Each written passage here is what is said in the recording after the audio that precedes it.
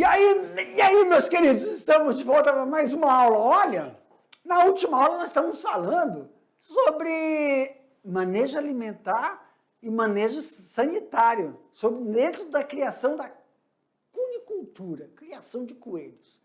E aí a gente estava parando o que na aula, professor? Sobre a reprodução, sistema de reprodução dentro da cunicultura, que é a aula de hoje. Fiquem atentos, meus queridos, já peguem seus cadernos, abram, façam as anotações, para quando a gente chegar no momento do exercício, lembrar, já está... se ele fez essa pergunta, está aqui a anotação. Fique atento que a aula começou, dá uma olhada lá na tela. Olha aí, ó, aula 55. Ponto 1, manejo de reprodução. Ei, prof, vamos falar do quê? Processo de reprodução. Aqui, ó, primeiro, lembra quando eu falei para vocês sobre o melhoramento da rusticidade desse animal? Porque já é um animal rústico. E aí temos aqueles cuidados para estabelecer um processo de ambientalização desse animal. Então, quando você cruza um chinchila, Nova Zelândia, o Himalaia, você vai fazer com que ocorra um processo de melhoramento, de adaptação, por causa do ambiente, porque ele fica diretamente na terra. E aí você contém aquele condicionamento de ganhar peso e melhoramento da pelagem, devido a evitar incidências de doenças dermatológicas do animal, tá bom? Aumenta a tela aqui para mim, meu criador! Manejo de produção. Reprodução é uma coisa, produção é o sistema de engorda. E também vamos ver o mercado, né, a qualidade da carne, para onde é ofertado e algumas doenças que devemos evitar, gente. Então vamos lá? Primeiro, só para lembrar da última aula, estávamos mostrando aí, ó, a parte de PETS teste, uma parte que está sendo desenvolvida aqui no estado de Rondônia, mas o que nós temos aí agora, que é o que vai alavancar o sistema de produção, é a reprodução desses animais em relação aos procedimentos de melhoria do plantel, melhoramento genético do plantel. Os procedimentos relacionados à melhoria da genética do plantel são de grande importância para o produtor se beneficiar, as práticas e desenvolvimento que vão dar pequenas ações de manejo que podem alcançar grandes ganhos na economia ao longo dos anos. Então, aí um manejo de reprodução. Dentro desse manejo de reprodução, pessoal, a aceitação da monta. Aqui, meus queridos, lembra que eu falei para vocês? A conicultura, nós temos que montar um ambiente adequado para que o animal possa realizar o seu processo de acasalamento. Em outras criações, como na caprino, na ovino, na bovino, nós fazemos um manejo onde o homem comanda o processo reprodutivo. Então, a gente faz o que lá? Sincroninho de cio, colhe o sêmen do macho, aí você faz a diluição do sêmen, bisnaga. Como as fêmeas estão sincronizadas, você faz, então, o processo de inseminação artificial. Quer dizer, é uma reprodução assistida. Você tem totalmente o controle e a qualidade. Já nos coelhos, não. Nos coelhos, você vai ambientalizar. Você tem que colocar aonde vai ficar dentro daquele ambiente de reprodução os ninhos, o processo de monta e aceitação das matrizes em relação aos machos. Então, é toda uma estrutura que você monta. Não tem como você fazer sincronização de cio. Como é que faz a sincronização de cio, professor, em relação aos coelhos? Lembra? É peso, desenvolvimento. Determinadas raças têm um peso que elas alcançam, 4,5 a 5 quilos. Quando elas chegam naquela idade, naquele peso, elas começam a desenvolver o processo reprodutório, onde elas entram no cio e estão aptas a aceitar o cortejo do macho. Então, o manejo alimentar para esses animais, durante o processo de desenvolvimento, é muito importante. Eu estou falando das matrizes, que têm rações totalmente diferenciadas em relação ao pessoal da cria e da engorda, ok? Aqui a tela, meus queridos. Então, a aceitação da monta pela fêmea pode ocorrer entre os 120 dias de vida. Então, o que isso significa? Até chegar essa... Opa, calma. Até chegar essa idade aqui, o que eu tenho que frisar aqui, professor? Que nos 120 dias, meus queridos, ela tem que estar no peso. Se for o Himalaia, se for Nova Zelândia, se for o chinchila, já sabemos aí o peso que cada fêmea tem que obter para estar no cio, apta a receber a cobertura, tá bom? Isso vai dar uma facilidade para o acasalamento, não podendo ser usado aí, ó, como um indicativo de puberdade, tá? Isso é diferente. Mas sim o peso que deve estar próximo a 80% do seu peso quando adulto. Ou seja, cerca de 3,4 a 4 quilos. Deixa eu só frisar uma coisa. Esta é a média esperada, tá? Porque aí eu não estou colocando qual é a raça. Então, prof, significa que quando ela está para entrar no cio, desculpa, quando ela tem que estar 80% próximo do peso do adulto. Aí sim ela começa a dar uma indicação de estar apta a receber a cobertura, tá bom? Ok. A monta natural, ela é rápida, bastando colocar a fêmea na presença do macho e ele já executa o processo de acasalamento. Uma questão, eu quero falar aqui para vocês, como esse processo de acasalamento é rápido entre os coelhos, sempre um criador, o cunicultor, quando ele colocar a fêmea próxima ao macho, tem que observar para verificar se ocorreu a pega. O animal ele cai de lado, o macho ele cai muitas vezes, quando o animal só monta na fêmea e ele não tem essa queda, ou não ocorreu o processo ainda de cobertura. Por isso que é indicado deixar aí pelo menos 1 a 2 horas em contato, principalmente se for a primeira vez, tá? Por quê, professor? A primeira vez da monta da fêmea. Isso desfavorece o processo do acasalamento em relação a apartar. Você ter certeza que ela foi coberta para depois não precisar fazer uma nova monta, tá bom? Isso é importante porque você tem que ter, então, uma sincronização das fêmeas para ser levadas para o processo de maternidade, onde vão receber as ações necessárias para o desenvolvimento dos fetos, tá bom? Aumenta a tela aqui para mim. É necessário observar, aí, ó, tá aí, né? Eu já expliquei, mas sempre tem que mostrar. É necessário observar se o mesmo não ejaculou fora. Isso aí, pessoal, não há necessidade de você ir lá dar uma olhada, não. Se o animal não der a quedinha para o lado, macho, com certeza a ejaculação foi fora. É por isso que eu falei para vocês, no primeiro processo de acasalamento, eu tenho que aparecer, vem. Aqui para mim, ó, tentando não aparecer. Na reprodução de coelhos, por que não está indo?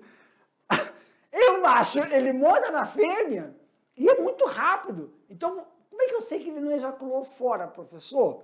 Quando ele monta e a fêmea escapa e ele ainda ficou em pezinho, isso pode ter ocorrido, ainda não ocorreu a introdução do sêmen, ou então não ocorreu a cópula em si.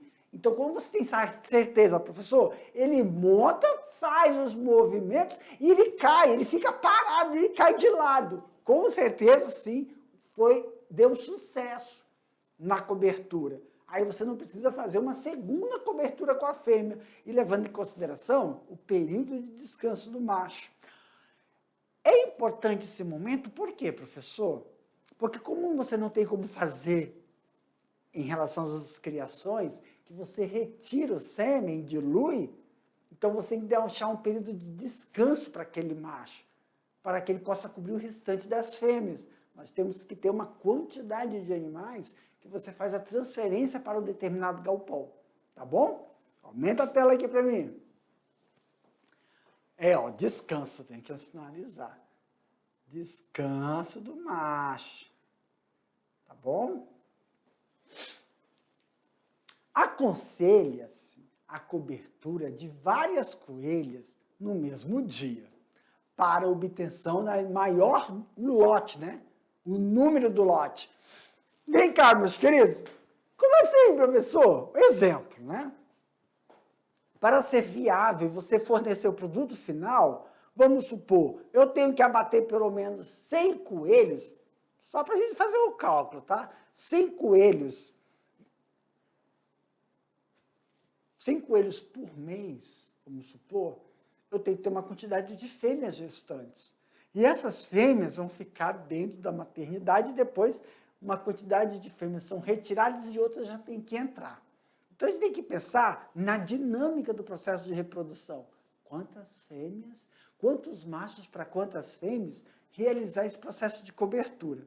Claro que a gente vai mostrar aqui para vocês, mas isso vai depender muito do processo de sucesso, da observação. Então, muito cuidado na hora de realizar essa aproximação entre machos e fêmeas e principalmente quando você está fazendo a troca de raças. Tá? Quando você vai cruzar um chinchila com chinchila, a obtenção do sucesso é 100%, mas quando você vai fazer um híbrido, muitas vezes tem que observar o processo de corte do animal, tá bom? Aumenta a tela, meus queridos. Aconselhas a obtenção, né, do mesmo dia, tá? A obtenção de maior lote da mesma idade, facilitando a transferência dos filhotes e a comercialização do lote homogêneo. O que é isso, professor?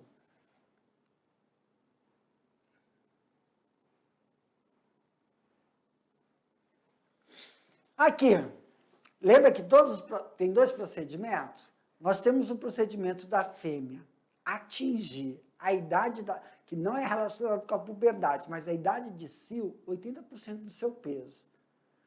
Quando ela atinge 80% do seu peso, até os 120 dias, então você tem que fazer esse tipo de sincronização das fêmeas. Então você tem um processo de escolha das matrizes, essas matrizes são criadas separadamente do restante do lote, forçando não, aproveitando o processo de sincronização para que em 120 dias elas alcancem o peso ideal, e aí os machos já são criados em sistema convencional, tá bom? Junto com as fêmeas, que não são fêmeas de produção. São fêmeas de produção, não são fêmeas de reprodução. Estão no sistema de engorda. Desta forma, ocorre um processo, então, de viabilização entre machos e fêmeas e obtenção de um número de produção de forma homogênea. Dessa forma, você vai conseguir obter o produto final alcançado num cronograma, se você for ofertar 100 animais por mês, 150 animais por mês ou 200 animais por mês. Vai depender muito do processo de manejo de alimentação nutricional dessas matrizes e também em relação ao processo de fornecimento da equalização das raças que você utiliza dentro do seu lote, do seu sistema de criação. Tá bom? Aumenta a tela aqui para mim. No período de gestação das coelhas, pode variar entre 28 a 30 dias. Em média, são 31 dias. Aí eu quero lembrar que essa variação é por causa da raça. Então, como eu não vou trabalhar aqui com vocês uma raça específica, nós vamos realizar dentro da média. Então, tem a tabela que a gente orienta o processo de gestação dentro de cada cunicultura, de cada setor. Eu coloquei essa foto aí, pessoal, porque dentro do ninho é uma caixa. Nós vamos ter uma aula somente para o processo de confecção dessas caixas. Essa foto é para mostrar para vocês que, até apesar que aí não tem tanta penugem, né? Mas tem a penugem e sim, você fornece o material, né? Um capim, porque é a fêmea que vai fazer esse processo de formação do ninho para agasalhar esses filhotes. Eles não nascem pelo desastre, eles nascem totalmente desprovidos de pelo. E aí eu quero frisar também Mostra aqui para mim rapidinho. Lembra que eu falei para vocês sobre o sistema de desinfecção dos ninhos? Tem material biológico, resto de placenta, os filhotes, as fezes daquele animal. Então, um ninho, aquela caixinha que só tem a abertura para a mãe entrar e sair, é como se fosse um microambiente. E quando vir um outro lote, uma outra fêmea, o criador tem que ter aquela sincronia. Eu vou limpar o mesmo caixilho, o mesmo ninho, e deixar uma semana descansando? Não, não é nesse sistema. Ele tem que ter o dobro, ou a quantidade para fazer, como é que eu falo? Para fazer a substituição. Exemplo, na maternidade eu tenho 10 ninhos, porque eu coloquei o processo para 10 fêmeas. Então, eu tenho que ter os outros 10 ninhos para o próximo lote que foi inserido no ciclo da maternidade. Quando aquelas 10 fêmeas saírem do sistema de maternidade, eu coloco os 10 ninhos que já estavam totalmente desinfectados e já ficaram no processo de descanso necessário para que se obtenha, então, um novo lote, porque é todo o microambiente que é criado ali dentro. Então, não se usa o processo de descanso de um dia, tá? É 15 dias para cada ninho. Então, como você tem um sistema de 10 ninhos, o que é recomendado? Sempre tem em dobro o processo de instalação na maternidade. Tá bom, pessoal? Aqui na tela. Doenças que podem acometer aí dentro do sistema de cunicultura. Então, pessoal, entre as doenças, nós temos a sarna na cabeça e patas,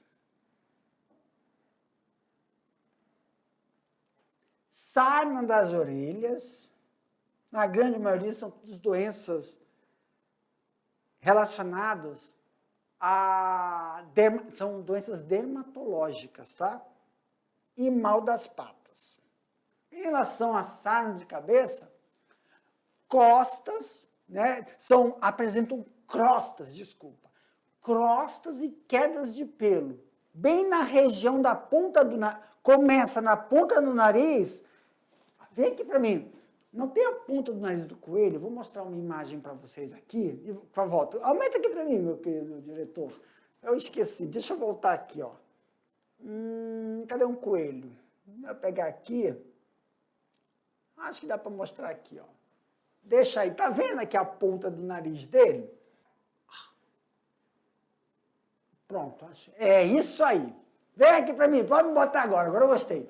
Na ponta do nariz e começa a espalhar por toda a face do animal, entre os olhos. Então, olha que cara, agora que eu me atentei que eu podia fazer isso aqui, ó. A pontinha do nariz dele e vai espalhando uma crosta. Mas não lembra como se fosse uma caspa, porque vai cometendo feridas nesse animal, como se estivesse sendo deteriorado a pele dele e a carne. No avanço dessa doença, dá para até aparecer os ossinhos, tá bom? Aumenta a tela aqui para mim. Então, as características dessa doença é o surgimento como se fosse uma crosta, tá? E vai ocorrendo a queda do nariz para o animal entre a região dos olhos, na beira e extremidade dos lábios, tá? E também das patinhas. Mas, professor, esse prurido é como se fosse pus, minando uma água entre as crostas. E por que ataca as patas dos animais? Olha aqui para mim. As patas deles também começam a aparecer da ponta da unha, indo para dentro dos dedinhos, da patinha, da almofada, por cima, perdendo o pelo. Isso coça muito. Então, o que os animais fazem? Eles começam a passar a patinha no rosto. E da ponta do nariz ocorre, então, um processo de infecção das patinhas e também um processo de lamber. Isso favorece com que ocorra, então, a disseminação pelas patas deles, tá? Aumenta aqui para a tela, tio. Então, qual é o procedimento, professor? Primeiramente, se você observar isso antes do processo de proliferação dentro do lote, isolar o animal acometido e iniciar o tratamento. Quero lembrar uma coisa para vocês, aqui para mim, galera, sempre lembrando de uma coisa. Dentro da cunicultura, se ocorrer isso, essas doenças são observadas com maior incidência dentro do setor de engorda, tá bom? E tem que lembrar de novo, sempre vou frisar isso para vocês, no setor de engorda não tem baias separando esses animais, eles estão no mesmo ambiente. Então o processo de proliferação dessa doença é muito incidente, é recorrente, é muito rápido. Então sempre o cunicultor tem que ficar atento quando eles estão realizando os manejos dentro do sistema de engorda, tá?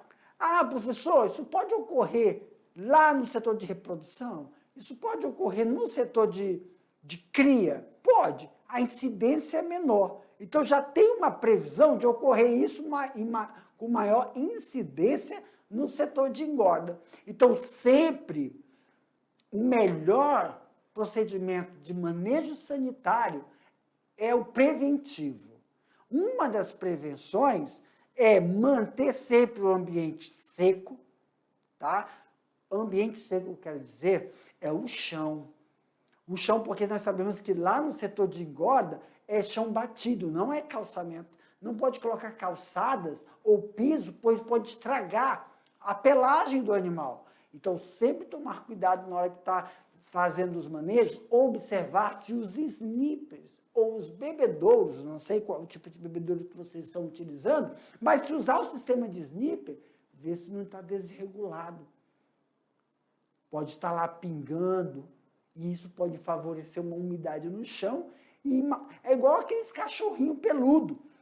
As patinhas toda úmida, molhadinha, propicia o processo de formação de fungos, porque são animais muito ativos. Qualquer corte, qualquer brincadeira ou coceira que eles fazem podem se ferir, é uma porta de entrada. E, claro, a umidade, calor, a incidência de doenças dermatológicas é mais recorrente. Então, temos que evitar. A melhor forma de evitar é a precaução com a observação na hora que você está realizando manejos, tanto de limpeza de comedouros, bebedouros, troca da maravilha do chão, limpeza das valas, né? As valas de escoamento das fezes, valas de escoamento da urina lá do setor de engorda. Então, quando você faz a limpeza e está fazendo a restauração dessas valas, para evitar o acúmulo dessa umidade no chão e evitar também que esses animais fiquem susceptíveis a esse tipo de doença, tá bom? Aumenta a tela aqui para mim. A sarna na orelha, né? São bem mais frequentes, tem um sistema de pruridos, os coelhos têm uma alteração, inicia-se bem na ponta, né, da orelha para a base. Isso pode fazer com que ocorra, então, por ser animais bem sociáveis, quando se der essa feridinha na ponta da orelha do coelho, aqui para mim, na ponta da orelha do coelho, né, as sarnas das orelhas, como é que faz me lembrar, se não tem pastor alemão, que parece que ele está com pira, quando aparece na orelha, isso coça, e o coelho pega a unha, a pata traseira, e fica coçando. Isso causa um ferimento, e aí, pelo um estresse dentro do plantel, chama a atenção dos outros coelhinhos que ficam puxando, picando a orelha desse animal. E aí a gente consegue observar esse tipo de comportamento de canibalismo, e isso se causado por fatores estressantes, não controle da temperatura, está muito quente dentro do galpão da cunicultura de engorda, e quando se tem esse processo infeccioso, pode acarretar, sim, cortes e brigas dentro lá no lote da engorda. Então, sempre ficar observando os primeiros sinais e sempre separar esse animal e realizar o tratamento adequado e direcionado, antes que ocorra o processo de proliferação dentro do lote. Aumenta a tela aqui para mim rapidinho. Mal das patas, né? Ah, sim, em relação à sarna das orelhas, o controle, né, do estado das orelhas em cada manipulação. Claro que a melhor forma de você fazer esse tratamento direcionado ao animal são quarentenas, animais separados. Lógico que tem que verificar se a intensidade e o processo de cura, tá? Se vale a pena. O que isso está querendo dizer? Muitas vezes se realiza o abate desse animal. Por isso que quando a gente está falando do sistema de criação, tem que tomar cuidado, pessoal. Porque muitas vezes, dependendo da infecção, aqui para mim, muitas vezes, dependendo da infecção, o que pode acontecer? Não, economicamente não vale a pena, então você tem que fazer o abate desse animal. Mas também não é o que o criador quer, né? Não é o que a gente espera. Então, sempre o que é recomendado, professor, manter as práticas de manejos adequadas para que você realize esse processo de...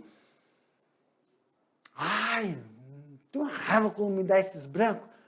Para manter o processo de prevenção. Eu queria falar precaução. É preventivo. Manejos sanitários preventivos. Isso sim vai favorecer o que você evite ou amenize, se for surgir os primeiros sintomas em relação a qualquer doença que pode ser diagnosticada, seja de forma lenta, que você possa, então, separar esse animal e fazer as devidas intervenções medicamentosas de forma que seja viável economicamente. Tá bom? Agora sim, aumenta a tela aí para mim. Mal das patas. O que eu tenho observado, primeiramente, são pequenos abscessos abaixo das patinhas. Aonde ocorre, professor? Abaixo das patas são aquelas almofadas. Pessoal, quando você pega um cachorrinho, não está aquelas almofadas debaixo da patinha, coelho, por ser um animal bem peludinho, a umidade, a falta de higiene dentro do galpão pode acumular resíduos nessas patas. E esses resíduos, qualquer ferida, pode propiciar, então, esses agentes infecciosos. Esse plurido advém da infecção por bactérias, que causam dores na patinha. A primeira coisa que você vê, um dos primeiros sintomas no início, é achar que o animal deve ter pisado em uma farpa, ele começa a mancar, ou não posicionar o pé de forma correta no chão. A mancar. Você dá uma olhada, não tem nada. Os primeiros sintomas estão limpos. Você passa a mãozinha, pensa que você tem um fiapo. Não. Sempre está entre essas almofadas. Acúmulo de material, resto de material. Que material? Lembra? O chão ele é batido. Ok? Lembra que muitos produtores colocam navalhas. E isso pode acontecer, então, se você não realizar o processo de manejo adequado, pode ocorrer esse plurido, infecção. Claro que o plurido advém de uma infecção mais avançada. Qual o tratamento, professor?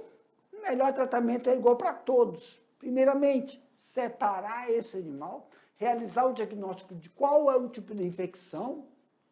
Na grande maioria que nós vemos aqui, o plurido da plata dessas lesões são bacterianas. Aí sim, recomendação um veterinário para que ocorra então a intervenção medicamentosa a melhor indicada dentro daquela situação. Professor, todas elas, em forma geral, advêm de um mau manejo dentro do setor de engorda. Sempre frisando, pode ocorrer em qualquer outro setor da cunicultura com menor frequência. Essas três são as três, né, que são mais frequentes dentro do setor de engorda. Quer dizer, já é esperado, então, dentro do cronograma, não só do cronograma de manejos realizados, mas é muito importante frisar que tem os processos de vacinação. Tem a etapa de vacinação dentro do próprio sistema que vai amenizar, então, doenças infecciosas. O que a gente estava falando são doenças advindas do ambiente onde já é esperado através das suas estruturas que são fornecidas para esses animais. Tá bom, gente? Aumenta a tela aqui para o tio. E agora vamos falar do mercado.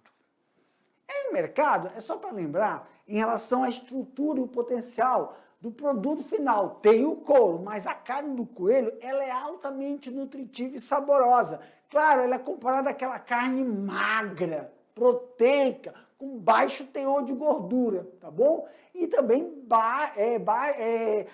o seu potencial de digestibilidade é muito semelhante ao processo. Ai, não é essa caneta, não. De digestibilidade de quem, professor? Da carne de peixe. O que o senhor quer dizer, professor, com isso? Calma aí, deixa eu só frisar isso aqui, ó. Não tem peixe, quando você come peixe, daqui uns 30 minutos está com fome de novo. Porque é nutritivo, só que ele tem uma digestibilidade muito rápida. É mais indicado assim, ó, para crianças, idosos, cardiopatas, pessoas com problemas de obesidade ou pessoas que estão em processo de recuperação, de lesão, que passaram por operações. Então, isso aí justifica, pessoal, como é que não é tão visto carne de coelho, né? Carne de coelho no mercado. É porque é um produto já direcionado, muitas vezes, para a gastronomia hospitalar, com pessoas que estão em processo de recuperação, é indicada a carne de coelho. Claro que não é uma carne assim tão... Como é que eu posso falar? Que eu não gostaria de usar aquela palavra cara, não é cara. É um produto direcionado já para um determinado público, mas também pode ser utilizado... Eu adoro, eu gosto muito de carne de coelho, mas é uma carne que ela tem indicações que vão auxiliar no processo de recuperação, né, de pessoas que passaram não só por cirurgias, ou até tratamento de quem passa por tratamento de câncer, né, que muitas vezes quando está se alimentando, não consegue manter uma boa alimentação por causa que dá náusea, vômitos, não é isso? E por ter uma carne com uma qualidade de digestibilidade maior, isso favorece, sim, o processo de palatabilidade, tá, pessoal? E aí a gente vê a composição dessa carne. Tem aí em torno, em relação aos componentes, água, proteína, gordura, sais minerais, materiais nitrogenados, o valor nutritivo, o teor de colesterol, você vê aí que é baixíssimo em relação às outras carnes e também o valor calórico dela. Claro que todo o processo de cocção tem aí o seu procedimento para manutenção da qualidade da carne desse animal. Galerinha, aqui para mim, claro que antes de realizar, nós tivemos a aula anterior, que o processo de criação dentro da cunicultura sempre está ligado a você ver o mercado que você vai fornecer. Muitas vezes, na localidade, não há uma sinalização do mercado, mas sim um processo de exportação para outros estados e também para as regiões onde se tem já o processo estabelecido do fornecimento desse material, ok? Galera, por aqui a gente finaliza a nossa aula, daqui a pouco o tio volta para fazer aquele bate-bola, jogo rápido, para realizar nossas atividades. Aguardo vocês.